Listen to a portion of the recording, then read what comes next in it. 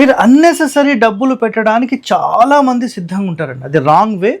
So ఈరోజు అయితే ఇక్కడ ఏం జరిగింది నేను ఎక్స్ప్లెయిన్ చేస్తాను చూడండి. ఈ పర్సన్ ఉత్తరం రోడ్ ఫేసింగ్ ఈ విధంగా మెట్లు పెట్టేసుకున్నాడు ఇక్కడ. సో యాంటీ క్లాక్ వైజ్లో ఇక్కడ ఎక్కడానికి ఉంది, అది కూడా ఓకే. ఇక్కడ దక్షిణంలో 23 ఇంచుల ఖాళీ ఉందంట, అంటే 2 ఫీట్లకు 1 ఇంచు తక్కువ. ఈ మెట్ల తర్వాత ఇక్కడ 19 ఇంచులు మాత్రమే మాకు ఖాళీ ఉంది సార్. దానికోసం అసలు ఎంతమంది మాకు ఇబ్బంది పెట్టేశారంటే అంత ఇబ్బంది పెట్టేశారు. ప్లస్ ఇక్కడ స్లాబ్ ఏదైతే ఉందో ఈ స్లాబ్ కూడా ఇట్లా ఎక్స్టెండ్ అయిపోయింది. సో దక్షిణంలో స్లాబ్ లేదు, దక్షిణంలో అడుగు ఓపెన్ స్పేస్ ఉంది, ఓపెన్ టు స్కై.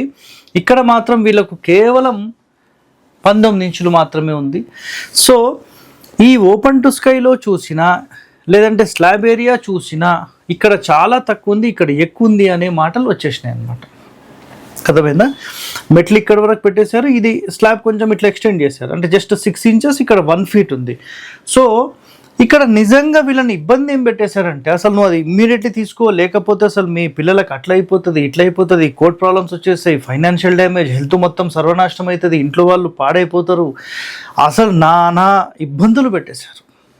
సో ఫైనల్గా నేను ఫోటోలు తెప్పించాను, ఆ ఫోటోలు కూడా నేను ఇక్కడ ఎక్స్ప్లెయిన్ చేస్తున్న ఫొటోస్ సంబంధించింది. సో గుర్తుపెట్టుకోండి, ఇక్కడ ఇల్లు ఏదైతే ఉందో ఫస్ట్ మనం ఇంటి కౌంట్ చేద్దామండి, ఓకేనా? ఈ ఇంటి నుంచి ఈ ఉత్తర గోడకు 8 అడుగుల ఖాళీ ఉంది. ఈ దక్షిణ నైరుతి గోడ నుంచి ఇక్కడ వరకు 2 అడుగుల ఖాళీ, అంటే 23 ఇంచులు 2 అడుగులు అనుకుందాం. అదేవిధంగా తూర్పుకు సంబంధించి ఒక 6 అడుగుల ఖాళీ ఉంది, పడమరలో 2 అడుగుల ఖాళీ ఉంది. సో 2 + 2 ఇక్కడ 6 + 8. సో ఓవరాల్గా చూస్తే ఈ బిల్డింగ్ అనేది నైరుతి వైపుకి జరిగింది, దీనిని నైరుతి ఖండము అని మాట్లాడతాం. సో ఈ ఇల్లు ఏ ఇల్లు అంటే నైరుతి ఇల్లు, నైరుతి ఖండం ఇల్లు అంటారు దీన్ని.